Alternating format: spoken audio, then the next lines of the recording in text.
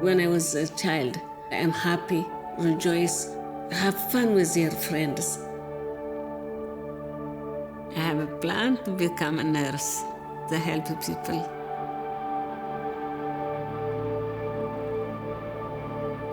But I don't get a chance to finish because of the war. My name is Aga Golom, but people, they call me Grace.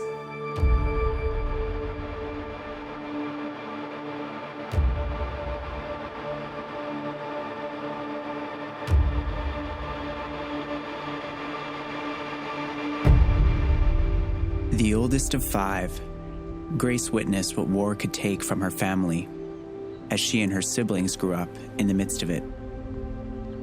Her mother and father moved them from the city to the remote countryside, thrown into a new world, one where culture and her own family could be pulled up from under her. Even at school, they wanted to teach us Amharic, their language. No Tigrinya, we can't speak Tigrinya. That's our language. What we're going to do?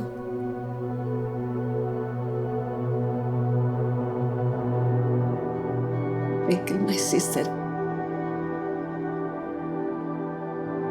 She was studying medical. She was helping the people. She died over there to get freedom. But to me it was really hard because sorry.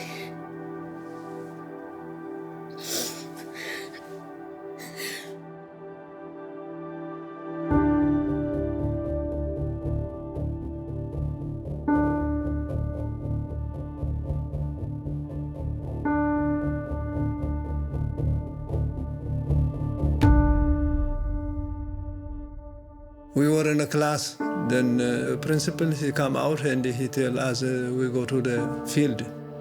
Then we went over there, we sit down, then they hang our teacher. I'm Johannes Golom, I'm from Eritrea.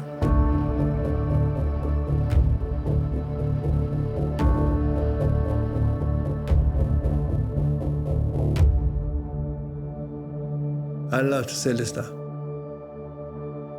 Go to the farmers, pick it up eggs, pick it up chicken, and sell them in Asmara.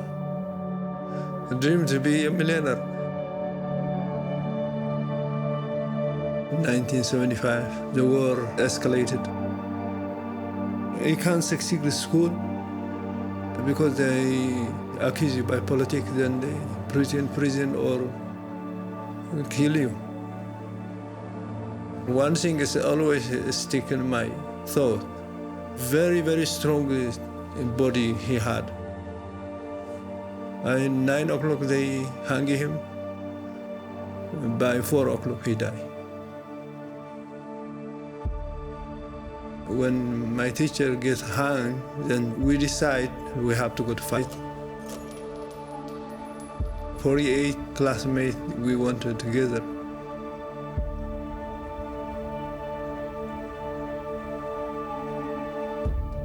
Trauma, the great trickster. It demands a return after it is already taken.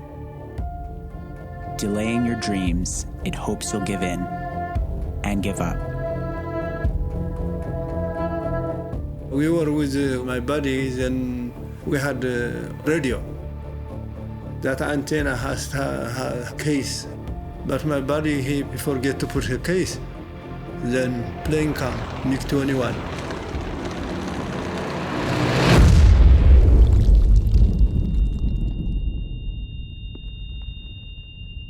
When the bomb hit, I faint.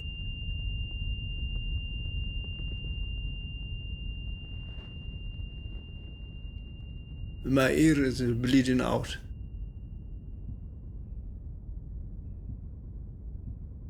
I saw my close friend die beside me.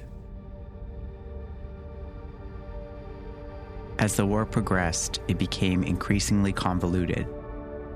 Layers of complexity made it uncertain who the true enemy was. One day I heard it, my husband attacked by the Ethiopian government. They put him in prison. The prison was a 12 by 12 room. It was hard. You can't even sleep, you can't even sit down, standing all night. I pray for miracle. God answered my prayer. After 48 days in prison, Johannes's trial was put on delay. Through the kindness of a stranger, he was snuck across the border into Sudan. When he is out, he sent a message. He said, I am free. I was so happy. I wanted to see him. I wanted to talk to him. I went by walk 9 days. I carried my baby to Sudan. At this time, the Eritrean government did all in their power to keep their citizens within their borders.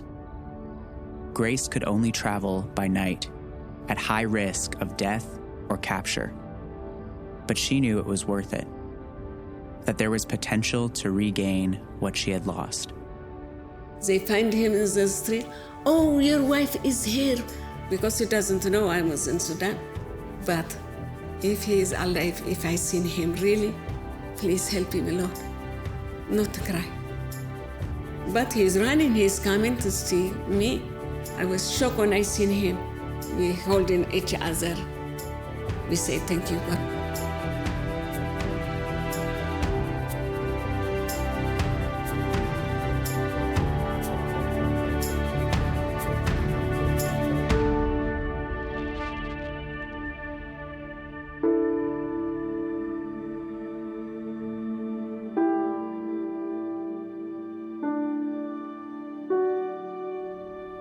Because Johannes, when he applied to Canada, he said in the application he was a farmer. That's what I assume. Lethbridge is farm place. Maybe that's what he chose for us.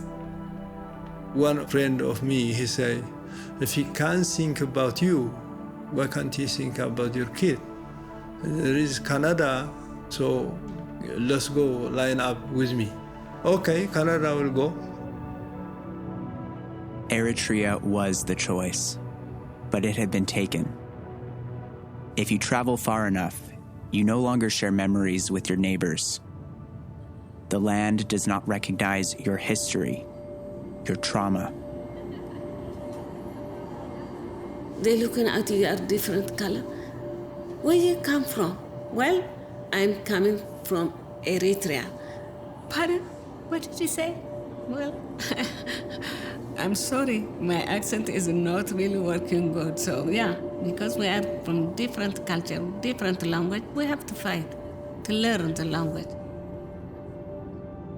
Sometimes when the struggle is redefined as a new challenge, it can act like a second wind. Grace and Johannes got to work, determined to find new life. When we first came, we didn't have anything, but God provided a job. Me and my wife, we work very, very hard. I have my own business now. For the last 28 years, I've been a carpenter. Now we're blessed. We have what we need. With a more stable footing, Grace and Johannes could raise their family.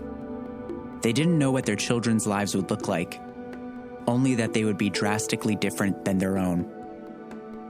Coming to Canada, I leave everything in my home, my friends, my people. Come to Canada because we need a peace. I know it is so hard to live in the beginning. It wasn't a socialized life when you are new. It was really hard to adapt to Canadian culture.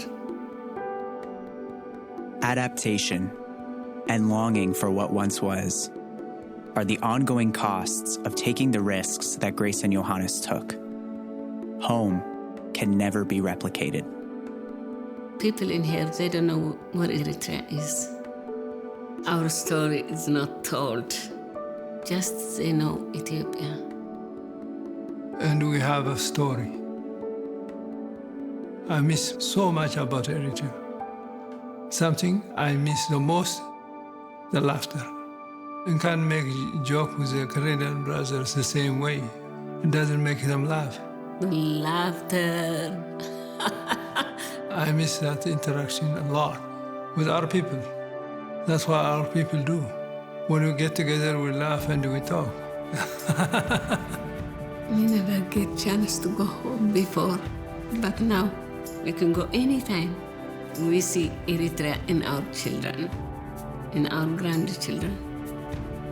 Now we know there is new life to the story we live.